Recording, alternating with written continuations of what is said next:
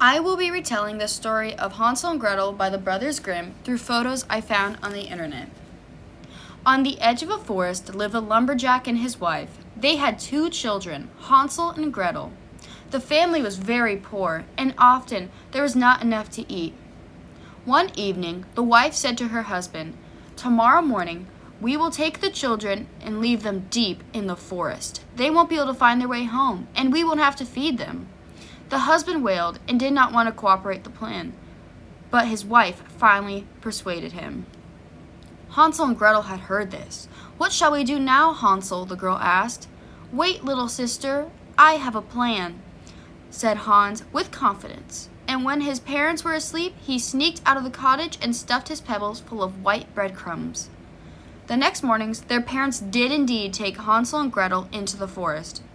They walked for a long time, but Hansel secretly dropped the white breadcrumbs every few meters deep in the forest.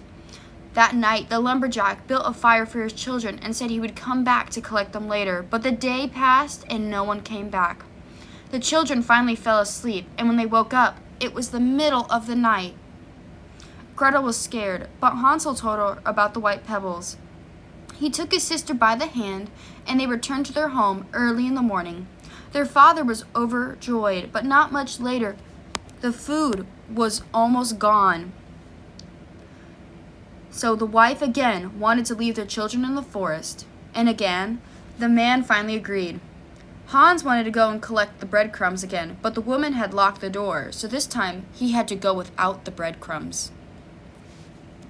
However, Hansel was able to sneak one last piece of bread that he found on the ground. Again that night, the children were left by a fire, and they awoke in the middle of the night. But when Hans looked for the trail of breadcrumbs, he could not find them. The little birds had eaten all the crumbs, so the children wandered the forest for hours. They were hungry and thirsty and were about to give up when they suddenly saw a very special little house. The house was made of bread, the windows of sugar, and the roof of pancakes. The children immediately started eating them.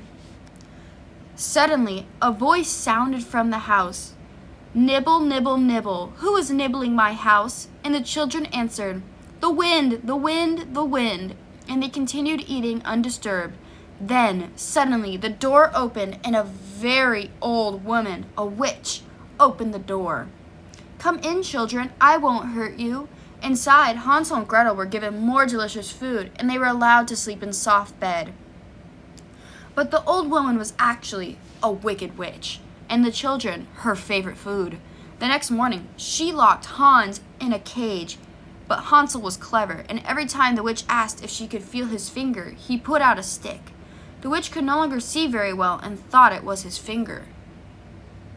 4 weeks passed. One day, the witch had enough and decided to eat Hans, fat or not. She turned on the oven and after a while asked Gretel to feel if the oven was hot enough. But Gretel understood what the witch wanted to do and pretended not to understand. "Stupid children," cried the witch. "Look, you have to put your head in the oven like this."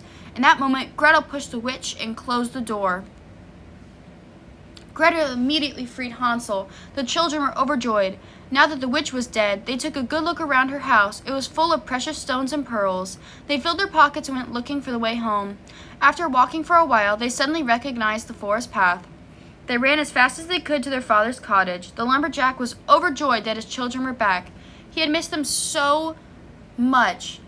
His wife had died in the meantime. With all the pearls and gems from the witch's cottage, Hansel and Gretel and the father never had to worry about food again for the rest of their lives, and they lived happily ever after.